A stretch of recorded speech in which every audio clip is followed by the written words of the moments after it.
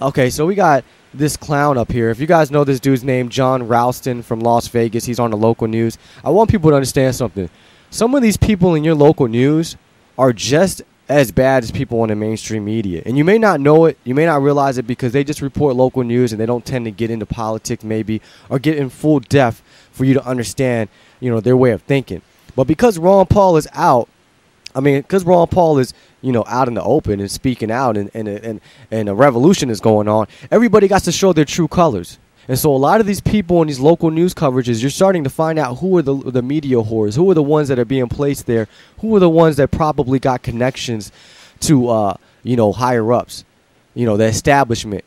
And this is one of them, John Ralston. He is definitely one of them. Every time he gives an interview, he speaks about Ron Paul. I can tell that he works for the establishment. And I hope people out there are doing a better job of picking up on these media whores.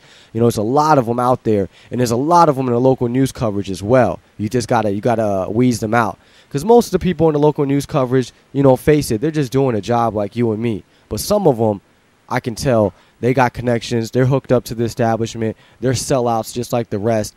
And they just do the job for the local people, the propaganda locally, I guess.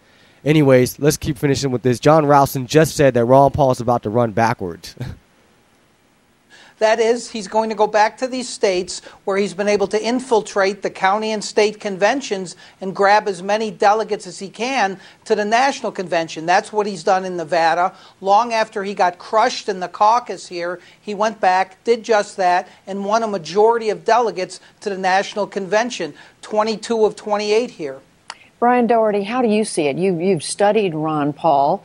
Can they actually go out and collect delegates even though they know he can't win the nomination? They absolutely can. One reason is that to a lot of his fans, they still actually believe he can win, which I think is part of the reason they made this announcement. It was sort of expectation managing for their own fans. Over the last weekend in both Oklahoma and Arizona, state GOP conventions were sort of driven to chaos by fights, in some cases actual fights, between Ron Paul people and Romney people. And I know that sat the wrong way with the official campaign. They don't want their movement to be marked as the movement that leads to state GOP conventions breaking up. In the case of Oklahoma, the Ron Paul people went out in the parking lot and held their own rump convention, which they claim procedurally was the real convention. I don't know, Robert Rules of Order-wise, who's right.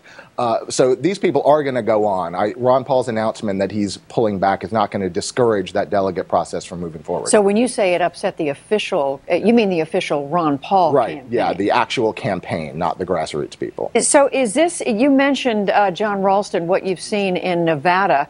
Is how much of a disconnect is there between the official campaign and then the grassroots supporters?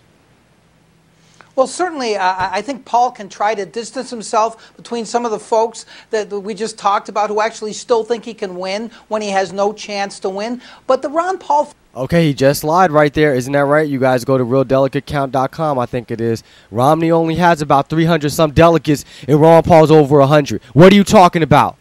Folks are animated by a lot of different things. Some of them really believe in what Ron Paul believes in, libertarianism, liberty above all, getting out of Afghanistan, not fighting wars the way that the Republican Party has advocated fighting wars. But the bottom line is, Judy, is that he can't control them. And that's really what the issue is here. He is afraid that they are going to be portrayed or caricatured. But I think that horse is out of the barn. That's already been done, and you can't stop it. Brian Doherty, help us understand the difference between what Ron Paul wants out of this process and what many of his fans and supporters want. I think what they want in the end is the same, which is to prove to the Republican Party and the world at large that their set of ideas has real pull in the Republican Party. And you could say, well, if you're not going to win, why bother? But for that purpose, it does matter if you're coming in with 200 delegates versus 500 delegates. It's a bigger signal to the world that we are not just a fringe minority that can be ignored. We are important to the party moving forward. And he and his fans share that desire. And how much of that are they likely, John Ralston, to get from Mitt Romney? The changes in the party platform? What? That's the fascinating question here, Judy, because they may be able to get some things in the platform, but no one pays attention to the platform after the convention. Can Ron Paul get a decent speaking slot? I think the Romney folks are going to be nervous about that. They're already nervous. The Republican National Committee is fully integrated with the Romney campaign. They don't want disruptions on the floor. You know, these conventions are supposed to be beautifully choreographed, no incidents, just a coronation of the nominee. That's why Paul poses a threat, plus what happens after the convention. Can he keep them in the tent? Because it is a significant number of people, and in a close election in some of these swing states, including perhaps Nevada, those Ron Paul folks could make the difference. Is there, Brian Doherty, the possibility of disruption at the convention? And what are the Paul supporters going to do in the fall? Are they going to support Mitt Romney or what?